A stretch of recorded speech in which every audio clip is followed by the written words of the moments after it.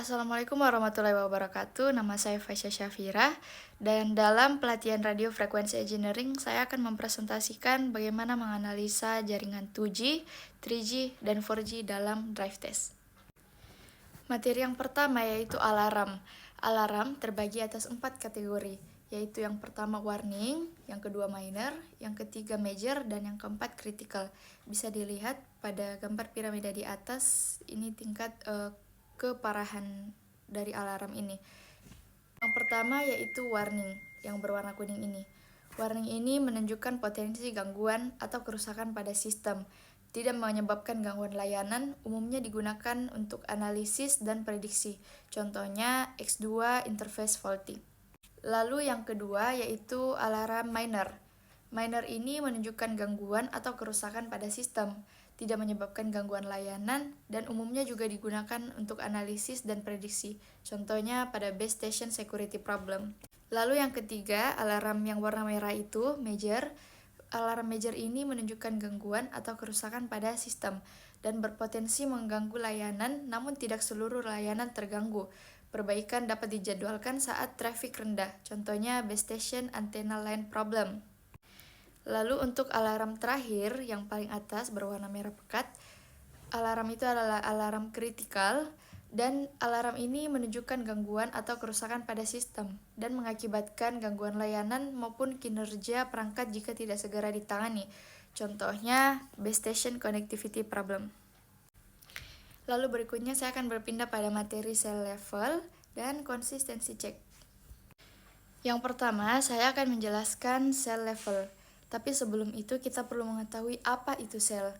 Sel adalah area cakupan dari suatu base station dalam jaringan seluler dan memungkinkan pengguna bergerak bebas tanpa pemutusan komunikasi.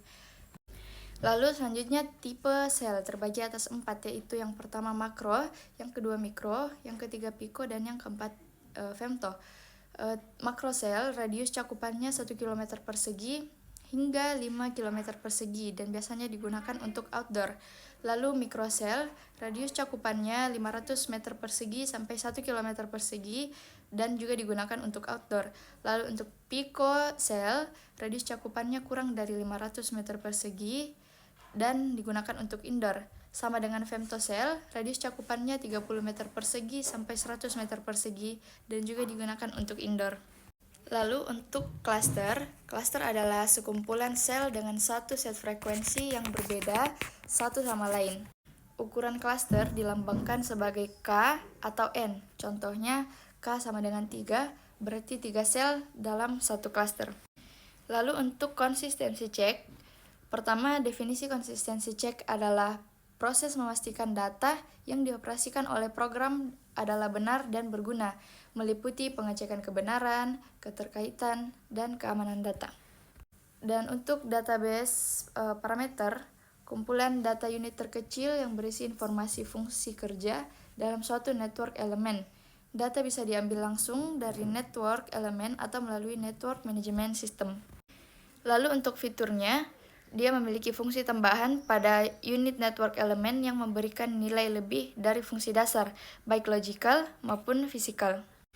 Lalu untuk log drive test, itu adalah kumpulan data pengukuran yang diambil di lapangan yang menggambarkan kekuatan dan kualitas jaringan radio pada waktu tertentu.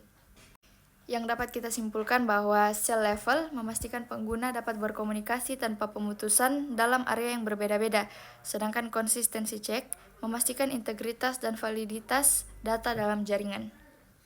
Lalu berikutnya saya akan menjelaskan mengenai parameter pengukuran 2G.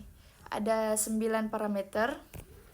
Yang pertama adalah RX level full atau receive signal level full.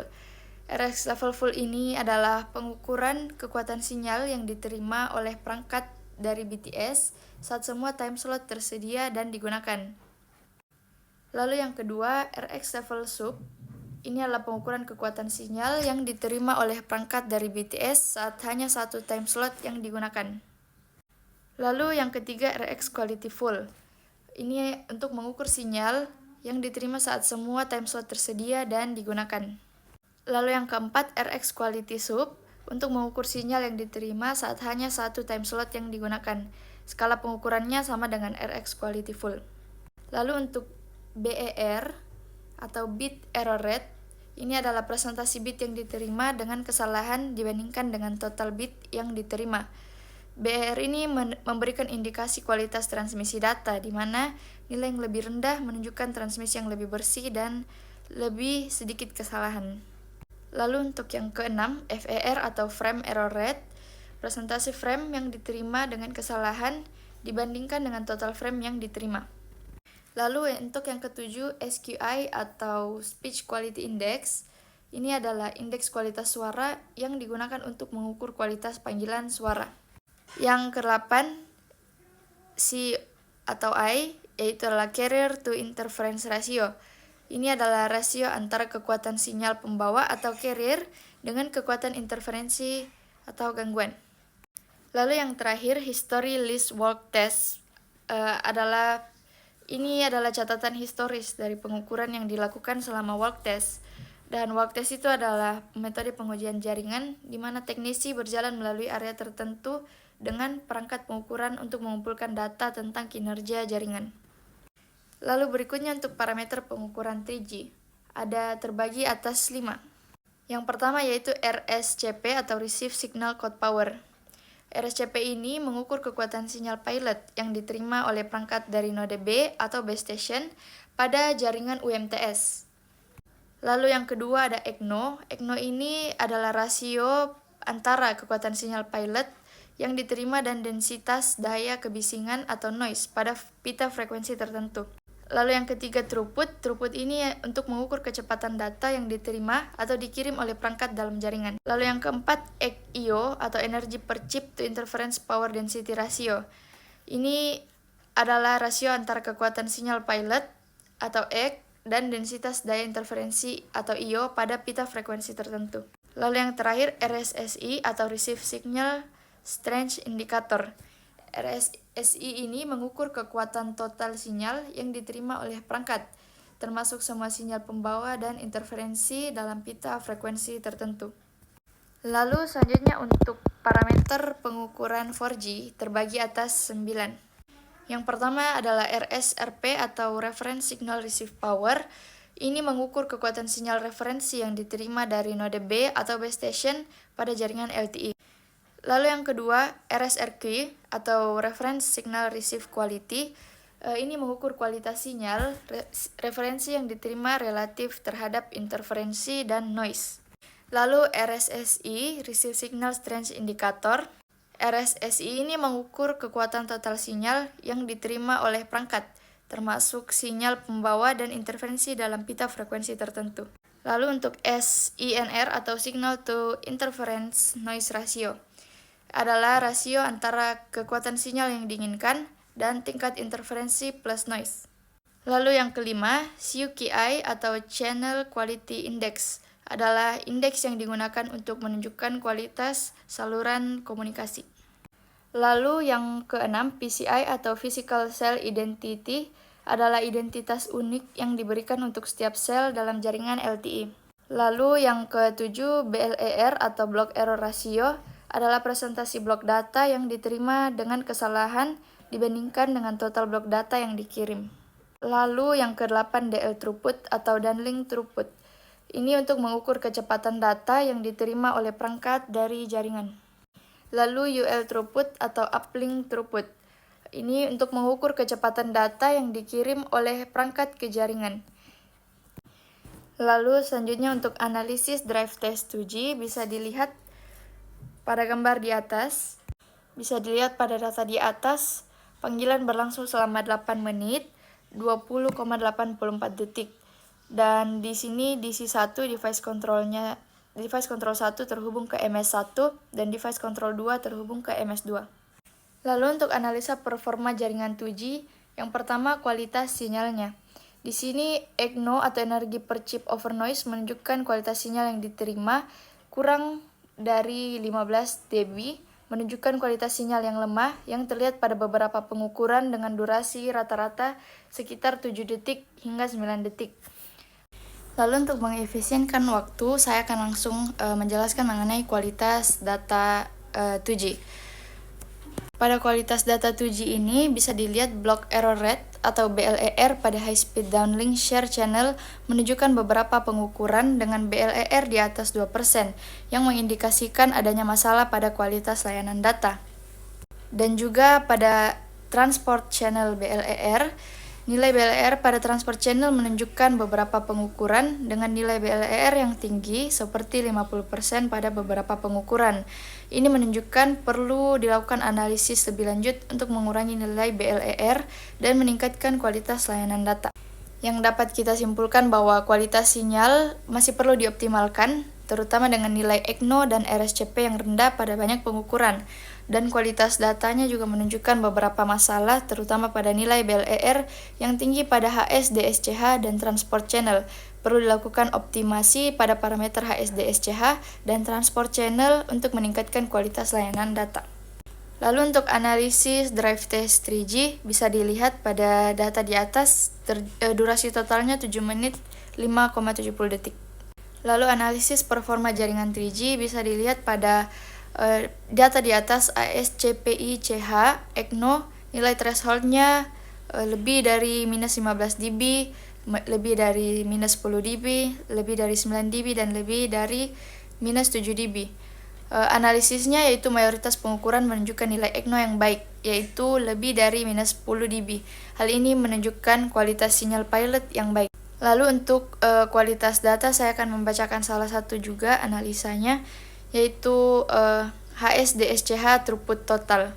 Nilai thresholdnya lebih dari 800 kbps, lebih dari 1400 kbps, dan lebih 2000 kbps.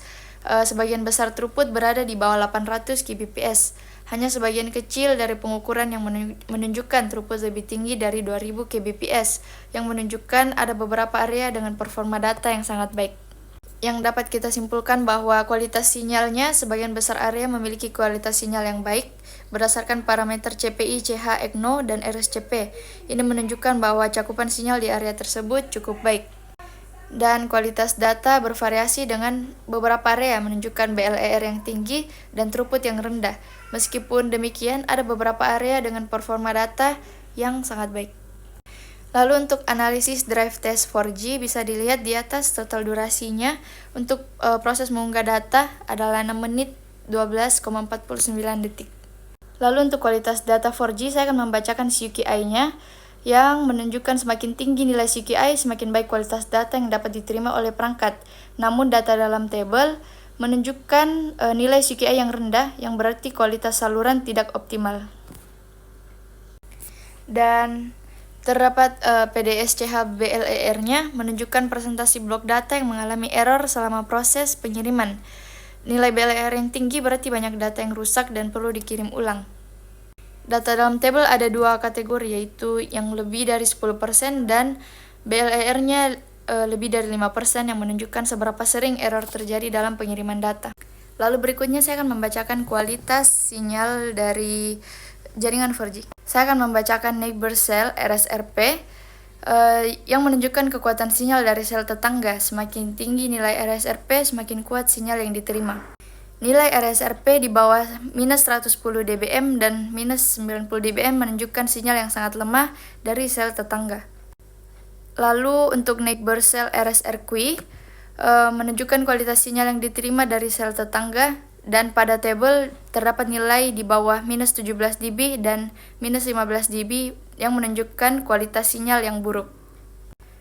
Dan dapat kita simpulkan berdasarkan data di atas, terlihat bahwa baik kualitas data maupun kualitas sinyal pada beberapa lokasi atau situasi berbeda dalam kondisi yang kurang baik. Nilai RSRP atau RSRQ yang rendah menunjukkan sinyal yang lemah dan kualitas sinyal yang buruk. Sedangkan nilai CQI dan BLER yang rendah dan tinggi menunjukkan kualitas data yang juga kurang optimal. Perbaikan mungkin diperlukan untuk meningkatkan pengalaman pengguna, seperti menambah jumlah BTS atau mengoptimalkan pengaturan jaringan.